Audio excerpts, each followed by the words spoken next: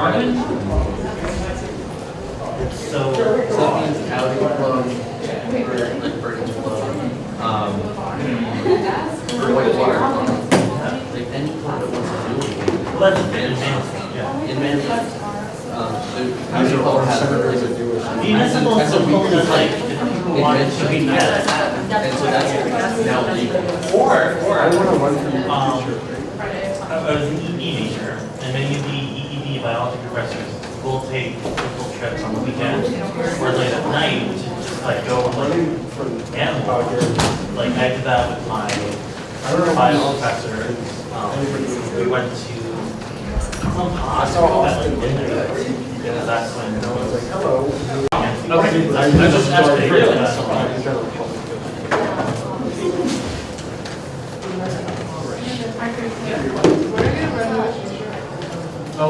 They're out. It's in the office. We're But out. there'll be a large. Oh, I'll take the large. Another one. Are you sure we're gonna get them there? I'll come by. We did the last one. Jay, you don't have to, Zach doesn't have to cover The this. last one, right? If you want to stay here, No. They're good outfits too.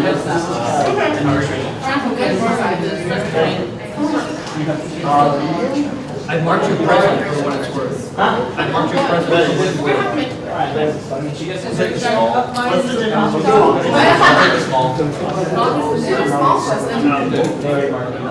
I'll address that.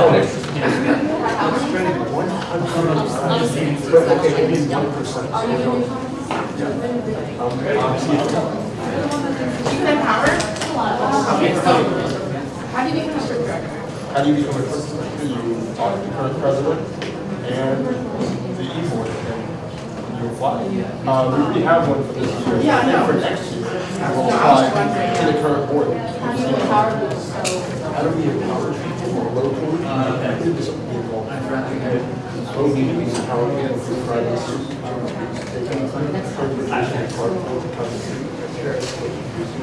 And then what's that private? So I'll tell you when they train. All right,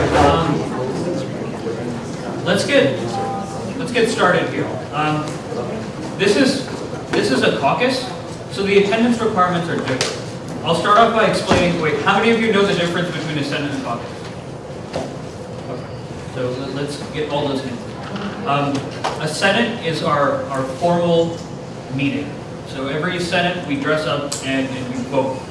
Every time we have Senate, you need to have 51% of the members in Senate present.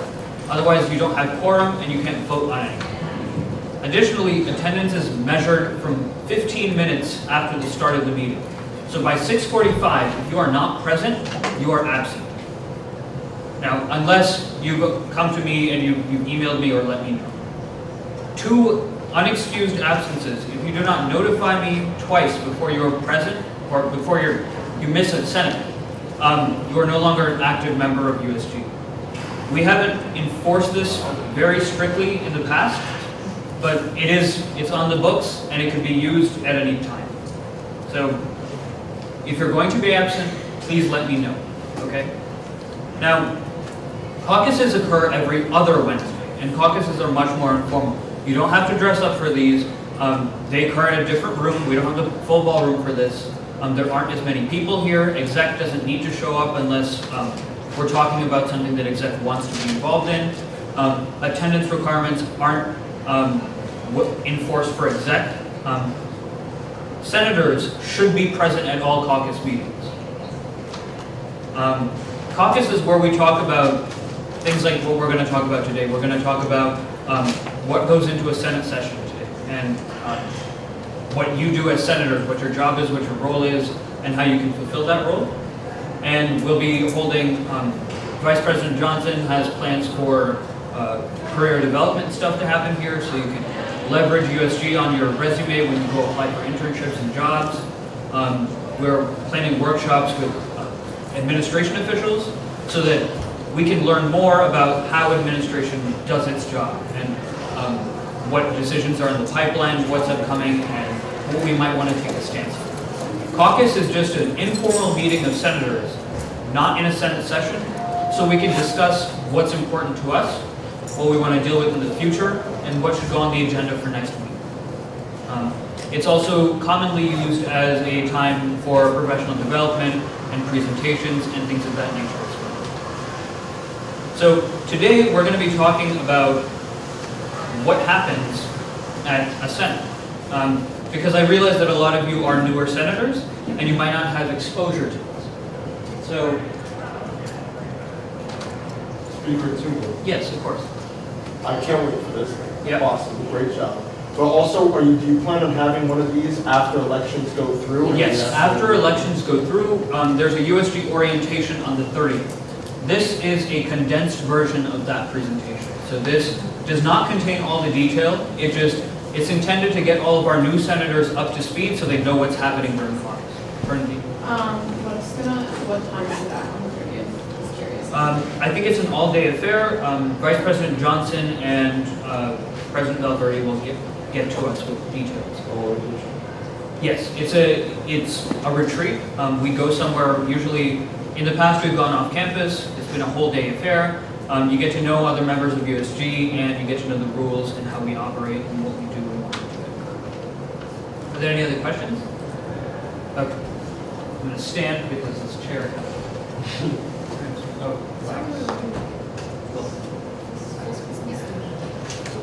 there we go.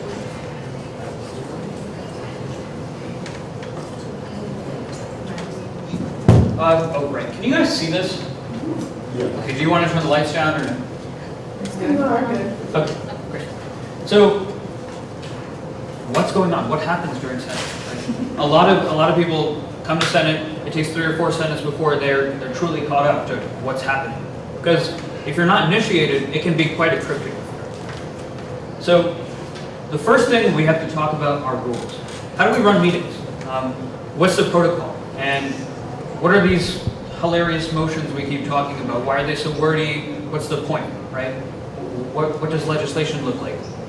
Why is it proposed in the way it's proposed? We adhere to rules. There's a sort of a set of rules, an order of hierarchy. We operate in the United States, in Connecticut, and so we are bound to federal, state, and municipal law. According to Parker, the undergraduate student government, University of Connecticut, in 1985, we are a classified a public analog organization, a functionally equivalent to public agency status. This subjects us to FOIA regulations, Freedom of Information Act regulations, and also impacts the way we do business with respect to, say, funding board. There are regulations that we have with student fee money because it is state money. Now, the next level is our USG Constitution. USG bylaws come after that. Committee standing rules take next order of precedence. And then finally comes parliamentary law. Now, in the standing rules we said we would use Robert's Rules 11th edition. So those are our set of parliamentary law. We will follow Robert's Rules 11th edition when we conduct our matters during Senate. Why do we have rules? Rules are in place to protect your rights as members, to protect the rights of this body as a whole, to protect the rights of the majority, the minority, people who are here and people who aren't here. They state norms for when agenda should be present, when you can pass things, when you can't pass things. They protect people from tyranny, whether it be on an individual level or an administrative level. We'll go into further detail on specific rules at orientation. For now, how you follow the rules is the first thing you might encounter is when you want to speak, raise your placard. The chair will call on you. So let's say Senator Corolla raises his placard for a motion. I would call on Senator Corolla and he would speak. Right. So we will have placards. We have placards made. They just need to be put in place and ready to go for next Senate. We wanted to wait and see if we'd have any resignations or any additions before we went ahead and did that for last Senate. We don't want to kill trees unnecessarily. The back of your placard contains a set of abbreviated motions. So it tells you what the motion is, what it does, what the vote threshold is, and what the protocol is to raise that motion. Motions include points of information if you're curious about something you don't know the answer to, points of parliamentary inquiry if you're not sure how to follow a certain or how to do something parliamentarily. You can ask by raising a point of parliamentary inquiry, and I will answer that question for you, help you do what you want to do within the scope of Robert's rules. Listen to everyone.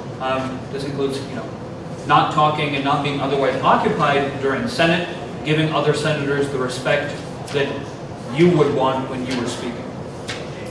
We debate issues, not character. So if we have a piece of policy that's, coming up next session, we're not going to debate whether or not the senator or the chairperson or the executive member who brought it up is a good person or not. We're going to debate the issue at hand.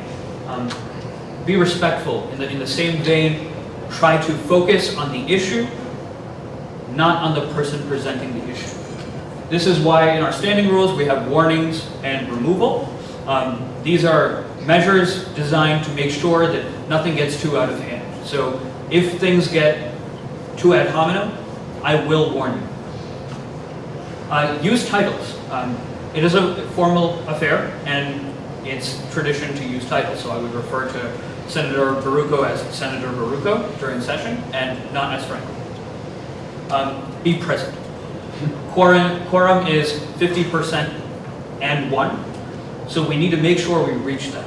We want half of Senate at least to be here every Senate within 5 to 10 minutes of the start of Senate. We pay for this room, we pay for the room upstairs, and it's part of our responsibility as students in stewarding student fees to take care of that money in a responsible way. It does not make sense for us to pay an AV technician $22.50 an hour and reserve a room, the biggest room in the union, for a meeting that people aren't going to show up for until it started already. If you are going to be late, please notify me. These two young men have notified me. They were wearing Run USG shirts. They were at the involvement fair. So for YouTube, we're going through Robert's rules and how we do business. So please be present. If you are not going to be present, please notify me. It is of utmost importance. Now, how do you change the rules? We can amend the rules by a resolution that requires a majority vote of Senate. It would be adopted in the same way that we have adopted standing rules. We can adopt new rules in the same way. You just add a new rule to the rules, and you pass it through the Senate. We're also given the capacity to suspend the rules temporarily.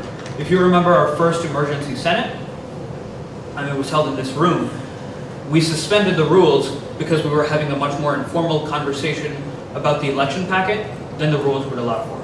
So that's why you would want to suspend the rules. In the future, we're going to suspend the rules on a much less regular basis. It will be occasional. If we have an administrator coming in, we might want to suspend the speaking rules so that they have full rights to speak and answer questions for all of us. If we want to change the way USG works as a whole, we can revise and amend the bylaws and constitution. That is a slightly more involved process, so it takes more time, but it's something that we can do and we most likely should do. Last year, a set of bylaws and constitution were proposed. I will be going through those and seeing what changes we ought to make to have those documents better reflect how we do business and how we want to do business in the future. We'll be holding town halls on those. We'll be making sure that you and the community at large is involved in that process. That brings me to town hall. We'll talk about town halls later. Now, who's in charge of enforcing the rules? In every committee, whether it be Senate or a standing committee, the presiding officer is in charge of enforcing the rules. In Senate, the speaker or the deputy speaker is the chair, usually. In committee, the chairperson or the vice chairperson is your chair. Speaker and deputy speaker are referred to as Mr. or Madam Speaker, and all other chairs are referred to as Mr. or Madam Chair. Flow. How do we know what we're going to talk about? The agenda.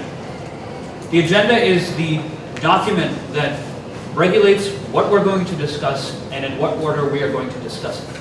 Items not on the agenda for voting are not going to be voted on unless this body approves the addition of that item to the agenda. So the point of this is to protect you as senators.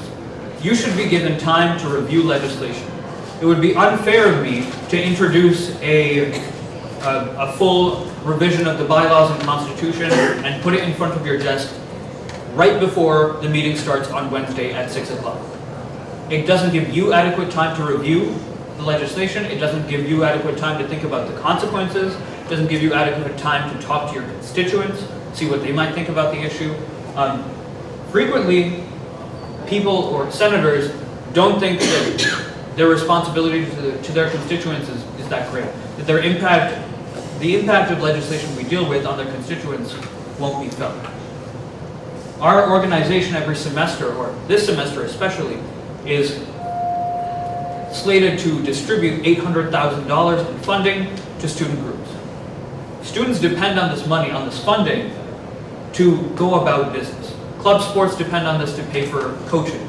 They depend on this to pay for parts for Formula SAE. They depend on us to provide facilities and equipment for them to do what they do. We also sponsor a lot of events on campus. And all of this is possible because of policies passed through this Senate. Changes to these policies affect people other than yourself. They affect your entire constituency, and it's your responsibility to explore and examine whether or not any of the legislation coming before Senate is going to affect those people. That's why we have the agenda, and that's why it's set so far in advance. Agenda items and legislation is due to me the Saturday before Senate. The Sunday before Senate, I'll present that agenda to exec, who will review that, see if any pieces of legislation should go to committee before they go to Senate, approve that agenda, and then I'll release it to you on Sunday night. Now, last Senate, we had an issue because of Labor Day. Exec wasn't allowed to meet. So we did not have an agenda that was approved, so I had to send it out 24 hours before Senate to comply with FOIA regulations, and that's why the first order of business last Senate was to approve the agenda. Does that make sense? Okay. Now, usually, you will receive notice 48 hours before Senate. There are two bodies allowed to declare emergency Senate sessions. The Speaker is allowed to declare emergency Senate sessions with 24 hours notice and an agenda, and the Executive Committee is allowed to convene in Senate in an emergency session, but they must provide similar notification. We're not going to go to emergency session often. If we do, we'll likely use this time because you've already blocked it aside. If there's something truly monumental and time sensitive comes up, we will declare an emergency Senate. These are going to be rare. Now, what happens during the Senate? First off, we call to order. So I have my gavel now. I'd use that to call to order. We take attendance. If we don't have quorum, we'll likely wait until we do have quorum. We'll wait until a certain point, and if we don't have enough people, we can't have Senate. We'll talk about things we want to talk about, we'll do discussion, but nothing can be voted on during that session. Now, a lot of people come to Senate. Now, you see UCTV, UC-SPAN in the back. For every Senate session, Daily Campus sends representatives, WHUS sends representatives. People are here because they expect there to be a Senate. They expect for important business to be conducted during Senate. And it's important that you be at Senate within 15 minutes of 6:30. We'd like to start as close to 6:30 as possible. If you will be more than 15 minutes late, you must notify me. Otherwise, it's counted as an absence. 2 absences result in your removal of being an active member of USG. Please notify me if you're going to be late or absent. That's the last time I'm going to say it. Go ahead. Which way should we notify you? Because I'm having things. So this is Caucus, so it's much more informal. I'd still appreciate notification, but we don't need quorum here. Now, To notify me, please email represent@usg.uconn.edu. That's the same way you all get agendas and notifications. Is there anyone here who isn't on that list? Okay, go ahead. So say if you were like 16 minutes late and didn't notify you before because you didn't know you were gonna be late, does that count as absence? I'll be lenient. If you're 16 minutes late, I'm not gonna throw the book at you. That's unreasonable. Now, the next thing we do is approve the minutes from last Senate. So, minutes are required. We must generate minutes. We have a minute taker. If you see Joy, she sits to the left of, or to my left, to your right at Senate. She's the minute taker. She's recording everything that everyone says during Senate. All the motions, all the votes, everything. All of those are posted and made public within 24 hours of our meeting. We're bound by state law to do this. So we approve the minutes every Senate session and finalize that package of documents. Go ahead. Speaker 2, if a senator was not present at Senate last meeting, can they vote yay to approve the minutes? That vote would be out of order, frankly.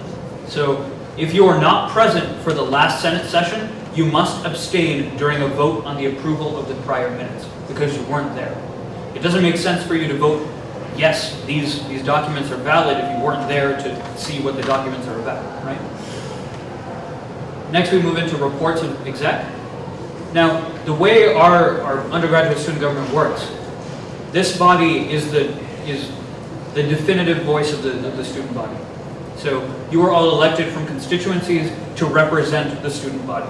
And so every member of exec is held accountable to all of us, and therefore accountable to the student body.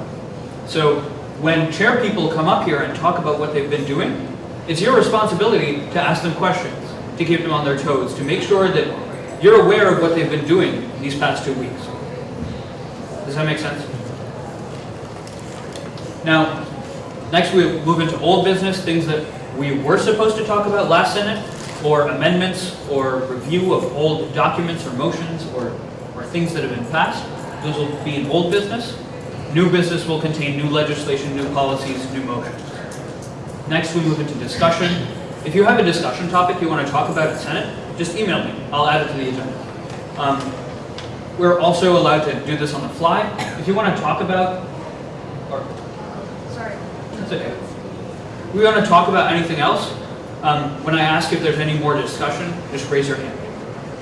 That's an additional time for us to discuss things that are happening on campus, what we want to do about them, what our potential courses of action are. Discussion is informal. We're not voting on it. Announcements are for people who have things that they want to let Senate know, right? So if I run a student organization and I have a meeting next week and I want everyone to know, and I think USG is the right place to say that, we can announce that. Don't use USG Senate as a way to advertise your regular meetings for all the other clubs you're in. But if you think that it pertains specifically to USG, we can do that announcement. Then we move into adjournment, and we all leave. Are there any questions about how? Yes, Senator Baxter. Isn't there an open forum at the beginning, like right before we do call to order or something like that? Yeah, so that's highly informal. So in the past, we would all just walk in there, and nobody would call to order until like 6:45, 6:50. And because of that flux, people would talk to each other and discuss things that they wanted to discuss. We're probably going to design in 5 or 10 minutes to do that, because we want you all to be acclimatized and, say hi to each other before Senate starts. Any other questions? Senator Baxter. What I really meant was like somebody outside of Senate comes in and speaks to us. Oh, right. Yeah, I wasn't talking about like Oh, us okay. just communicating between one another. All external, all people without speaking rights in Senate must speak during the announcements section of Senate. Nobody else has speaking rights after we call to order. Now, I'm looking into proposing a standing rules change that will allow me to designate people with temporary speaking rights, because one thing that President Valverde and I are looking into is having administration come to these meetings and discuss things with us. So I had a meeting with Ellie Doherty, the Dean of Students today, and we talked about ways that we can have administration be involved in Senate. So Ellie and the Dean of Students Office are very on board with coming to Senate and talking to all of us about changes that are going to be happening at UConn before they happen. And in cases like that, it makes sense to give Ellie speaking rights, or her representative speaking rights. Otherwise, she'd have to wait all the way to announcements, and that's not very respectful of her time or ours. Additionally, I can shuffle the order of these, as long as I put it in the agenda beforehand. Senator Ronaldson. I was going to ask the same thing about public comment, because I know one of the senates we had last semester, public comment was happening before we even got into Yep. it. So public comment, we added if we know there's going to be public comment. It usually goes during announcements. They're almost functionally equivalent. And we can move those up and down to respect people's time. So usually when we debate things that have a lot of public comment, like last year's DACA legislation or last year's funding board policy changes, for those of you who were there for that, we had a lot of public comment. And to respect those people's time, we put public comment at the top of the agenda so that those people didn't have to sit through an entire Senate session to speak on an issue that's going to be voted on during the Senate session. It doesn't make sense, right? So we will move things around if it makes sense. Any further questions? All right. Now, what exactly is the agenda? An agenda is an ordered set of main motions. Main motions are, you can raise your placard and make a main motion, but an agenda is a collection of these. It tells us how we are to proceed in our meeting. It gives us a set number of items we want to talk about, and the order we're going to talk about them in. Now, you proceed through each motion in order, and you discuss, you have sub-motions inside each of those motions. So, last Wednesday, we had a motion to discuss standing rules.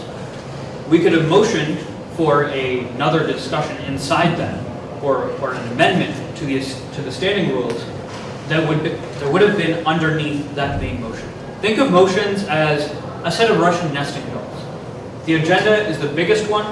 You move inside and you have main motions, a set of main motions, and within those you can get deeper and you can have motions within those motions. Any questions? Go ahead. Do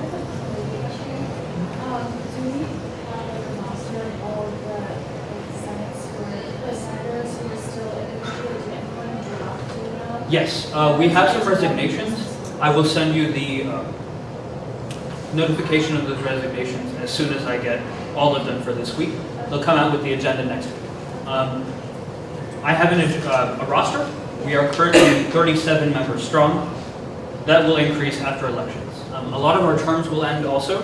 I know all residential senators, their terms will end at the end of this election cycle. And we'll have new senators. So all of the education senators, everyone who was voted in during spring will be a senator until next spring. Everyone who was voted in last fall will be a senator until the elections close this fall. That make sense? And if you want those rosters, they are where the minutes are.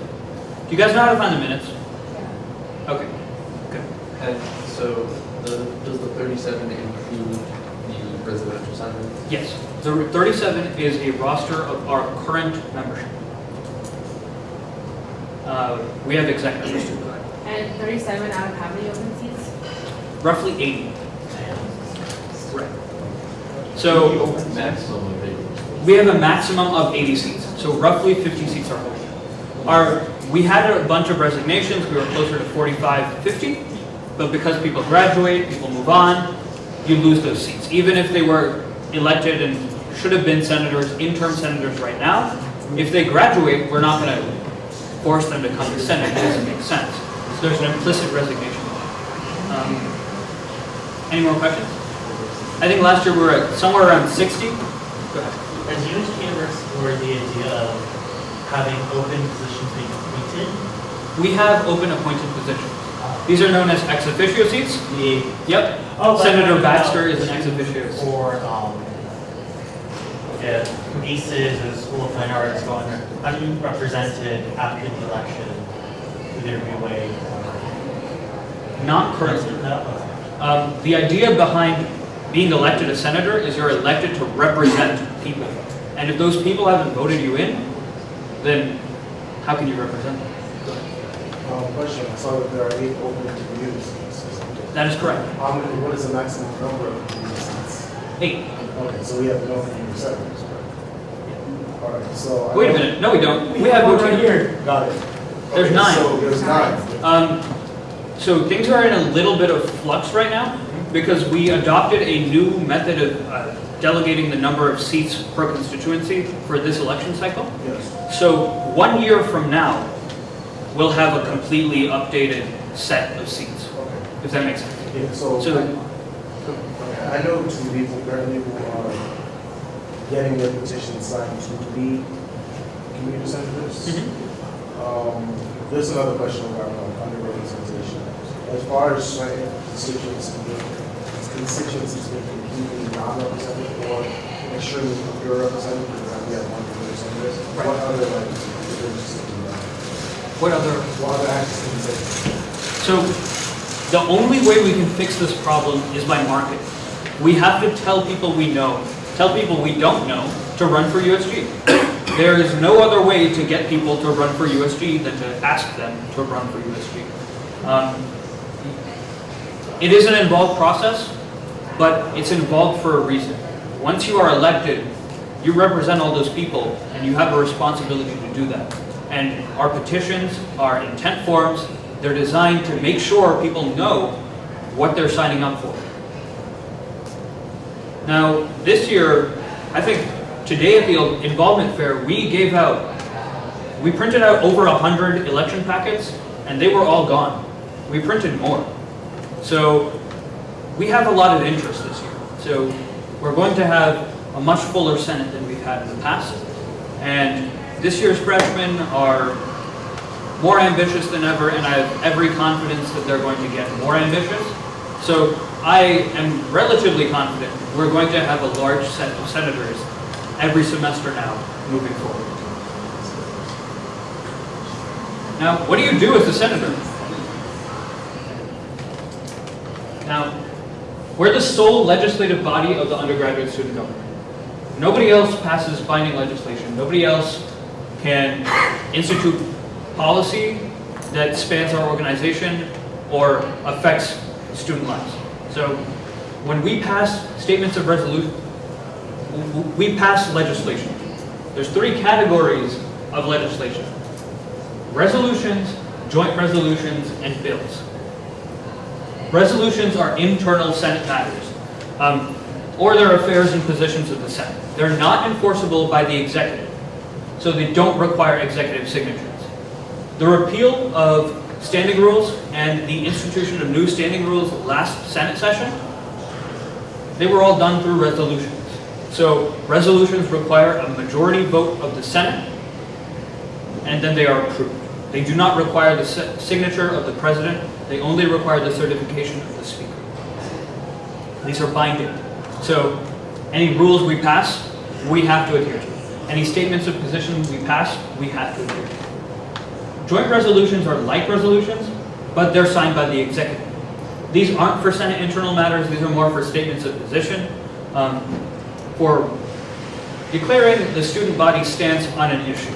They're also used for commendations at the end of the semester or for people who are moving on from USG.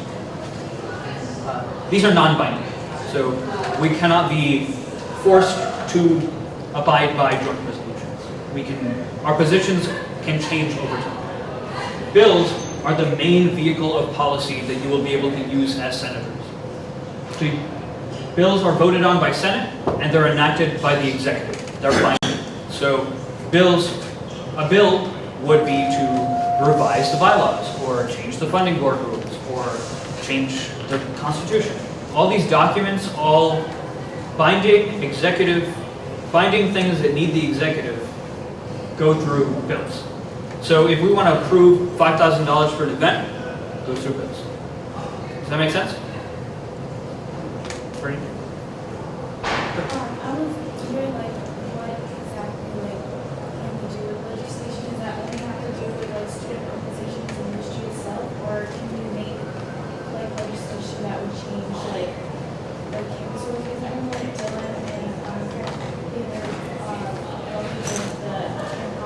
Francesca? Or tampon time? Yeah, Right. like that wouldn't have to do with like USG or like student organizations, it has to do with like an actual like school. Right. So that legislation last year was passed through a bill. We approved $20,000 in funding to be used as a pilot program for tampon time. And we also included whereas clauses that represented a statement of position that we were going to A, support this initiative, B, delegate it to student services to deal with that issue, and C, delegate money for that. Since we represent the UConn students in stores and, right, just in stores really, any issue or anything that would affect the majority, that's kind of the viewpoint, or a lot of the students, majority is acceptable. But anything that affects students on campus, we pass anything to that. So ranges from tampon time, which does affect the student body. Some people need female menstruation products, and they have to pay for them currently. So putting that in, it affects half the population. And we also pass. So most of our work will be done through joint resolutions and bills. We use joint resolutions to declare the student body's stance on larger issues that we don't have direct control over. So last year, we passed a joint resolution in support of DACA and students on our campus. So we don't have any discretion or any jurisdiction over those students, but we work with our resolution, as resolutions, when they're passed by this body, are the equivalent of official positions of the student body of UConn at stores. So we took that and we went to University Senate, we went to President Herbst, we went to people in our community, and we got them to adopt policies that supported what we supported.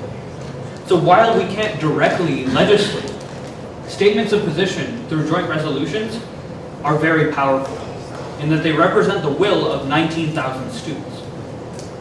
We do things through bills when we directly administer a certain thing. So our bylaws and our constitution, we directly administer. Funding board, we directly administer $800,000 in funds.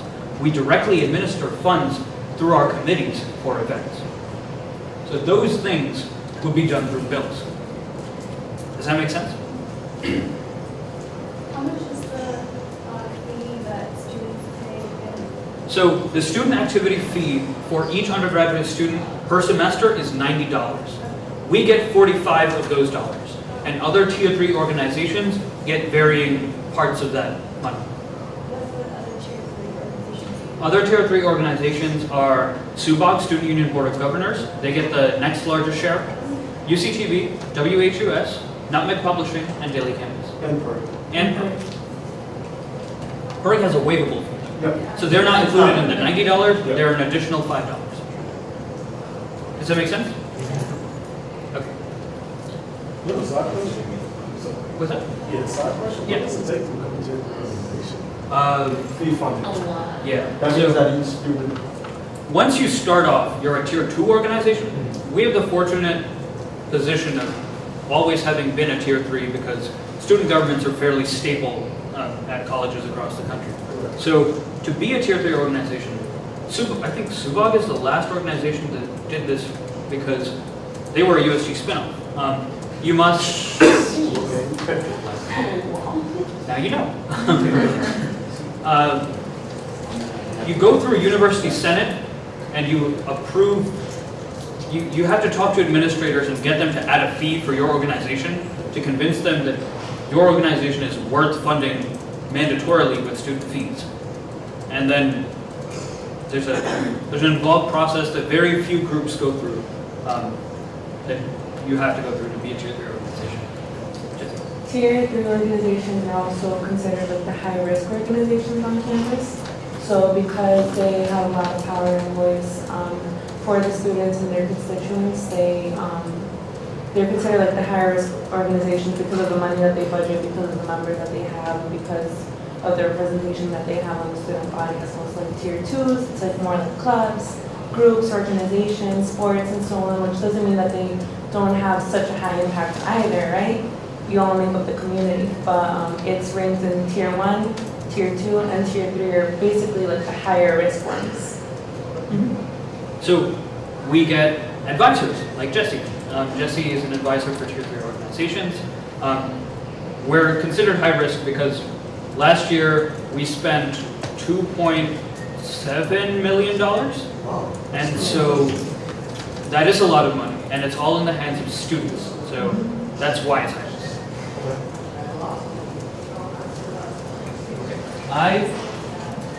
I'm done. Are there any further questions?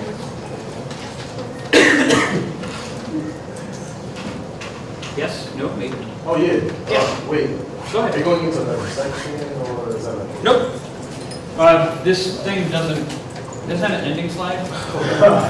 He's online. What about like a quick explanation of because I know as a senator, I have to follow through with legislation. Yeah. That's like my upper level. So I don't really know how to run legislation yet. Okay. But as far as like running legislation, if you would give like a quick overview of like, not just how to do it, but like the power that I have as a senator and like why I want to senator. Right. What I need to do. So legislation is the main thing you can do. I'm pulling up the template for legislation right now. Okay. So this is a template for legislation that we use. This is a bill. On the top right, it's got the session number that it will be presented at, the date, the academic semester, title of the legislation, whereas clause. Whereas clauses determine why you're writing the legislation, and therefore it be resolved clauses tell you what you're enacting. So legislation it looks complicated, but it's very easy to write. If you have ideas for legislation, please email represent and we will talk to you one-on-one to sort of craft your legislation. 1 second, I'll get to I just wanted to add an additional Okay. statement, that's it.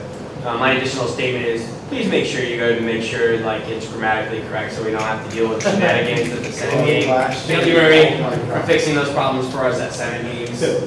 One thing that I kind of want to try to do is not only ensure grammatical correctness, but proper citation of facts, right? We are an academic institution. It doesn't make sense that we just write down random numbers without telling anyone where they came from, right? Or we're all scholars. Now, legislation is almost your only vehicle of action as a senator in Senate. You can do things through committee, you can do things to further legislation that's been passed on your own, but this is the main way of your taking action. So, joint resolutions or statements of position, bills are internals. Now, if you need help writing that, if you need the templates, contact me, I will get those to you, okay? Question. Yeah. Can you tell us about the deadlines for legislation? Right, so those deadlines are Saturday at midnight, every Saturday at midnight before Senate. Senate and caucus occur on alternating weeks at 6:30 p.m. Caucus is down here in room 104, Senate is up there in 3:30 in the hallway. Is attendance strongly enforced at the meetings that were? Attendance at committee meetings is not as strongly enforced as attendance at Senate. There are standing rules within committees. I know in external affairs, if you are absent for 2 consecutive meetings without notifying the chair, you lose your vote. And you have to regain it by being present for 2 more meetings. So every committee has standing rules. If you're on the committee, people count on you to be there. You'll likely be assigned work or be counted on for your opinion. And to not go without notifying anyone is not favorable. It's not strongly enforced. It's not as strongly enforced as Senate attendance. Senate attendance is the #1 thing we enforce. But you would like say if you were bad about attendance, it's not something I would feel like. Right. If it would happen, you wouldn't lose your status as an active district member? Or Well, since you're- you very well might, because senators are mandated to hold office hours and be a member of a committee. So as long as you are a member of a committee and you hold your office hours, you are good to go. When are office hours starting? What are we doing? Are they what's expected? So- of office hours? Richard, do you want to take this? Sure. So as you guys were asking me, You might have been receiving a lot of emails from myself and really cool quotes. I've been like really working hard on those. But anyways, to ask your question about office hours, I actually just finished up making a, like it's basically a Google Calendar. What I'm gonna do is I'm gonna print it out every day or every week. I have to still decide how I'm gonna do that, and put it in the USG office. And I'm gonna require first I'm gonna send everyone the calendar just to make sure that you can be there at the time that you mentioned on the form that you guys had filled out. And then I would like to actually start next week, like starting from next week. I'm going to be putting a sign-in sheet in the USG office. So please, like once you go there, sign your name. I'm going to try and take the sheet every single day so that like I can see who came to the office hours. And again, if you're not able to come, just let us know. Just Email let me know. email Just let representative. myself. If you cannot make office hours, email representative. Yes. But during office hours, basically what is expected of you is that you have to be present in the USG office. I tried to work it so that there is, right now, since we don't have a full Senate, right now we have space for I try to make it so that there's like one person per office hour so that there aren't like too many people and there aren't too many people crowding the office. But once we get more senators, then the schedule will probably become a little bit more full. But once you're in office hours, you're there. You are there so that any student who comes in and has any questions, you are the point person for that hour. And you can do anything that hour. You can do homework. You can, full disclosure, I watch Netflix. I do a lot of different things. But you are there for that hour. You're present, and like I said, we're accountable for basically our presence. Bernardo? Yeah. We're doing the same hours. Yes. Yes, Your it's the hours same hour. should not change. But again, if there's any issues at all, just let us know. Like, Nanda and I were very flexible. We just need to be in the loop about things.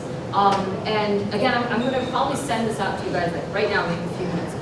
Just check it over, make sure that it all looks good. Again, I want to try and start next week, so starting from next Monday, to start having everyone fill office hours. Also, if anyone hasn't filled out the form, please fill it out so I can assign you your office hour. Now, For the new senators, we just elected like the committee we would like to join. So I Yes. don't know when those start. committee meetings have largely already started, Yeah. except for funding board, who needs Senate approval of nominations to start. So next Senate, we're going to have a series of nominations for funding board. Once we get those passed, funding board will start meeting. All the other committees have already begun meeting. Each committee head has their own email address at usg.uconn. Go to the website, contact them. We have a bunch of leaflets in the office if you want to stop by and grab one. Are there any questions? Yeah. Go ahead. As a new senator, if somebody comes to the office hours and I'm there and I can't answer other questions, like who would I direct? There are other people in the office who will be able to. So Nikki is our front desk staff, and we have Dawn and Daria in the back, and students who are always there too. So someone will always be able to answer your question, and if not, if it's a Senate-related question, direct them to me. If it's a committee-related question, direct them to someone else. Also, if like depending on our schedules, like if we like have to change our office hours, we allow to change. That's our fine. Oh yeah, that's absolutely okay. Again, just let us know.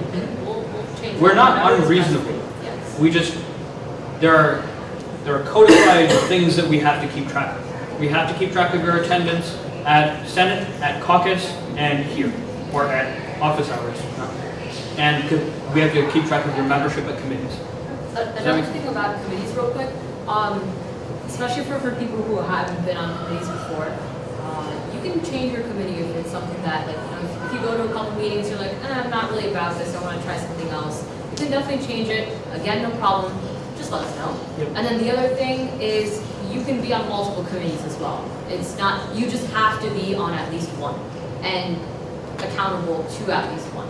So if you want to like, if one is like that you're really passionate about, another one kind of you're just like interested in knowing about, just do whatever you want, but be at least accountable to one. If your schedule is such that you can't attend any committee meetings, email me proof of that at represent, and we'll see what we can do. Okay. Are there any other questions about requirements of being a senator? We'll go through this in more detail at orientation. We'll go through actual motions, actual legislation. We wanted to keep this short, so y'all could leave. Any other questions? Anything we want to discuss? Great. Have a good one. Thank you.